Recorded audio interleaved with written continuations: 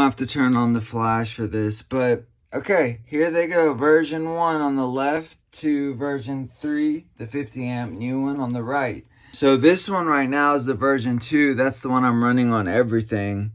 And this is the new one that just came out that I can't wait to try because it looks like it's going to be a lot cleaner because of the filtration. It looks like the FETs are going to be unpoppable, faster, 96K, you know, less latency, all sorts of goodies.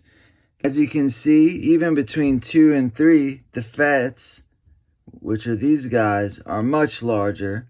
Many more caps for filtration. You've got your same little cap holes where you can put your, you know, your capacitor wires through, which is great. Gonna slide a cap through those little holes right there. Another thing, it looks like they've already added some little caps for you for your leads. On version 1 and 2, they don't have that. So yeah, did they have it on both sides? Yup, they have it on both sides. So you're double capped up already, going in for the triple cap, which they give a 470 microfarad with this.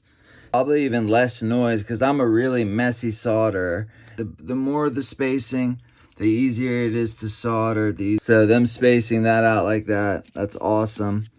Wow, version 1, look how close. And I'll leave it at that. So can't wait. I'm going to install it and keep you guys updated on it. But link in bio. Peace. Akon, thanks for the product. You guys are the best. I will remember this. Speaking of merch, Rush, this shirt, pretty sweet. Gotta admit, no limit, you know.